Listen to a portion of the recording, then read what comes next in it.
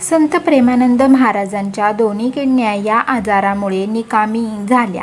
यांची लक्षणे जाणून घ्या. वृंदावनातून जगभर प्रसिद्ध झालेले प्रेमानंद महाराज हे त्यांच्या विचारांसाठी ओळखले जातात. पहाटे 2 वाजता ते परिक्रमेसाठी निघतात. यानंतर पहाटे 4:30 वाजल्यापासून भजन सत्संग सुरू करतात.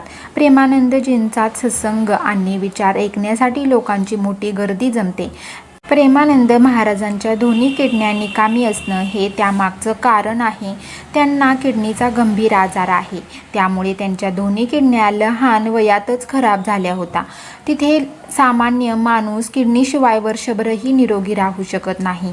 तिथे प्रेमानंदजी महाराज गेली 18 वर्ष किडनीचा आजार घेऊन दैनंदिन कामं वृंदावनात फिरून ते निरोगी जीवन जगत आहेत. अशा स्थितीत महाराजांना असा कोणता गंभीर आजार होता की त्यांना दोन्ही किडन्या निकामी झाल्या, ते जाणून घेऊया. वास्तविक प्रेमानंदजी महाराजांना ऑटोमोसिल डोमिनेंटल पॉलिसिस्टिक किडनीचा आजार होता.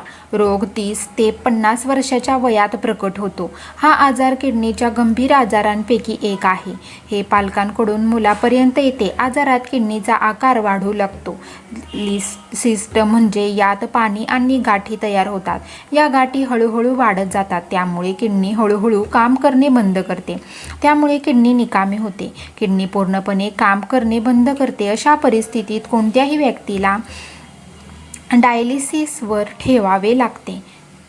पाठीच्या आणि खालच्या ओटीपोटात वेदना सुरू होतात. यामध्ये UTI, हात पाय तसेच डोळ्यांना सूज येणे, श्वास घेण्यात त्रास होण्यापासून ते पचनक्रियेमध्ये अडथळे येतात.